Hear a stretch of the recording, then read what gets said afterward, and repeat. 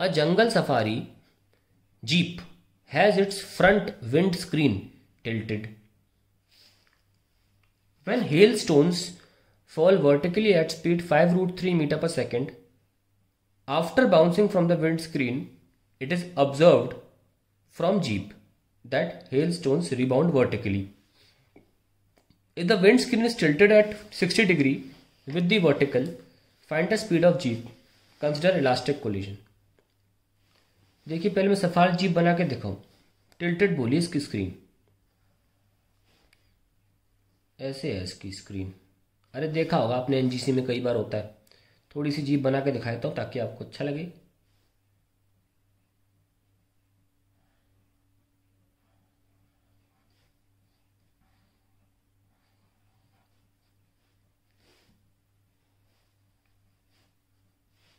ठीक है.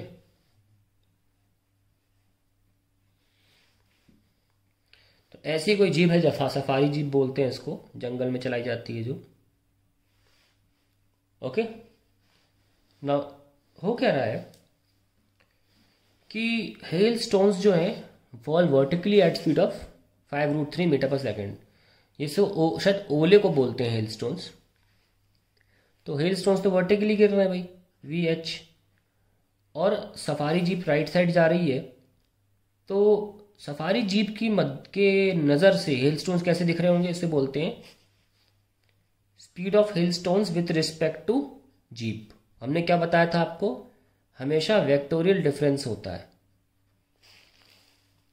ना. तो डायग्राम बनाने में आसानी होगी. तो हेल स्टोन्स वर्टिकली गिर रहे हैं, जीप राइट साइड जा रही है ऐसे, पर -J लिखा हुआ है ना, तो लेफ्ट बनाना पड़ेगा आपको, -VJ. तो रिजल्टेंट कहाँ आया, ये आपका इस तरीके से. असल में तो वर्टिकली कर रहे हैं, पर चलती जीप में टेढ़ा महसूस हो रहे हैं. ओके. तो इसको बोलते हैं हेलस्टोन्स की विथ रिस्पेक्ट टू जीप.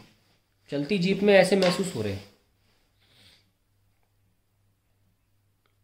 ऐसे कुछ. और चलती जीप से ही दिख जाते हैं कि ये ऊपर जा रहे हैं, वर्टिकली अपवर्ड्स. लिखा है कि from the jeep hailstones rebound vertically observed from the jeep. तो ये बिल्कुल वर्टिकली ऊपर चले जाते हैं ऐसे, इस तरीके से, है ना. ऐसे कहीं से आ रहे हैं, धड़ और ऊपर निकल जाते हैं. ये बोला जा रहा है कि चलती जीप ऐसे चल रही है, हेलस्टोन्स गिर रहे थे वर्टिकली, जीप के चलते में लग ऐसे रहे गिरते हुए. तो ऐसा होता भी है कि नहीं. तो अब देखिए यहाँ पे बोला गया है कि consider elastic collision. Elastic collision का मतलब ये है कि हेलस्टोन्स वर्टिकली गिरते हैं 5√3 पे. तो ये 5√3 की स्पीड है, यहाँ पर दी हुई है ऐसे. और वर्टिकली इलास्टिक कोलिजन मतलब ये है कि जिस स्पीड से गिरते हैं उसी स्पीड से ऊपर भी उड़ जाते हैं. ठीक है. तो ये स्पीड टकराने वाली, ये वाली सेम स्पीड है. और इलास्टिक कोलिजन का मतलब एक और ये होता है कि अगर आप एक परपेंडिकुलर बनाएंगे तो ये एंगल और ये एंगल सेम आएगा. ये भी एक रीज़न है इलास्टिक कोलिजन बोलने का, कि एंगल सेम आने चाहिए. और क्या डेटा दे रखा है हमको एक डेटा और दे रखा है कि tilted at 60 degree windscreen जो है विद द वर्टिकल है. तो ये एंगल 60 डिग्री हमें गिवन है. चाहे तो आप इस एंगल को भी 60 डिग्री मान सकते हैं, वर्टिकल ऑल्टरनेट के हिसाब से ये भी 60 डिग्री हो जाता है. ठीक है. अभी ध्यान रखें कि ये जो स्पीड है ये VHJ है ना. जैसे मैंने यहाँ बनाई थी तो मैंने टकराया, ये जो स्पीड है वो V हेलस्टोन है. और ये जो उल्टी बनाई थी मैंने स्पीड, है ना, ये VJ मैंने जीप की स्पीड बनाई थी. अब ये 60 है तो ये भी क्या होगा, 60 डिग्री होगा ऑल्टरनेट एंगल के हिसाब से. और क्योंकि ये 90 है तो ये कितना, थीटा कितना निकला है, 30 डिग्री. लो थीटा 30 आ गया. तो ये क्योंकि एंगल सेम है तो ये भी 30 आ गया. ये और ये पैरेलल है तो ये पूरा 60 है, तो ये भी क्या आ गया, 60.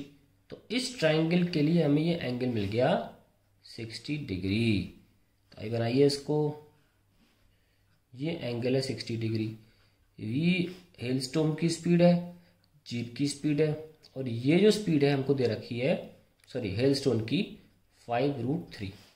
तो आइए, हमें तो जीप की स्पीड निकालनी है, tan 60 लगाओ, perpendicular VJ upon base VH। So V jeep कितनी आ गई, V hailstone into tan 60। Hailstone की स्पीड कितनी गई 5√3 और tan 60 कितना है √3 बाई 15 मीटर पर second is the answer to the question. That's it. ये भी काफ़ी कंसेप्चुअल था।